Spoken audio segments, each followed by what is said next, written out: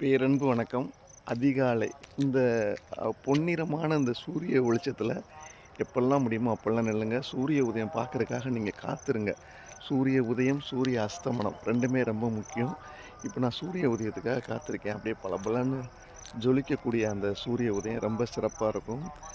அழகா ரொம்ப என்ஜாய் பண்ணலாம். புத்தம் புது பூமி வேண்டும், நித்தம் ஒரு வானம் வேண்டும், தங்க மழை பெய்ய வேண்டும், தமிழில் துதி பாட வேண்டும். என்னமோ நம்மளோட என்ஜாய் பண்ணிட்டு இருந்துட்டு போயிரணும். மத்தவங்கள பேசுறது, அ அடுத்தவங்கள பத்தி பேசுறதே குறைச்சிட்டு, நம்மளோட நம்ம இயற்கை, ஆனந்தம், அற்புதம், பஞ்சபூத சக்திகள், வானம், அழகான அந்த செவ்வானம், இயற்கையோடு இணைந்து இருந்துட்டு அப்படியே போயிரலாம். சமுத்திரகுனி படத்துல கூட ஒருத்தர் தம்பி ராமையால இருக்க இடம் தெரியாம இருந்துட்டு போயிரணுன்ற மாரி, இருக்க இடம் தெரியாம இருந்துட்டு போயிருவோம். ஏன்னா, நமக்கு என்ஜாய் பண்றதுக்கு, நமக்கு சந்தோஷமா இருக்கிறதுக்கு 1000 விஷயங்கள் இருக்கு. நம்ம கொண்டாடி மகிழ்ந்துட்டு, நம்ம சிறப்பா, ஆனந்தமா, அற்புதமா அதிகாலையில எந்திரிச்சு நம்ம வேலைய நம்ம பார்த்துட்டு போனாலே நமக்கு 1000 வேலைகள் இருக்கு. நம்ம வேலைய மட்டும் நம்ம பார்த்துட்டு போய்க்கிட்டே இருக்கணும்.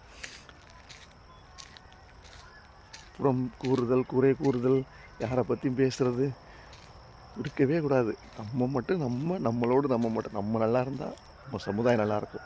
ஒவ்வொருத்தரும் நல்லா இருந்தா, ஒவ்வொருத்தரோட சமுதாயமும் சிறப்பா இருக்கும்.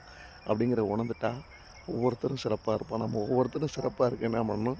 நம்மள பார்த்துக்கிடணும். நம்மளோட இயற்கையா இருக்கணும்.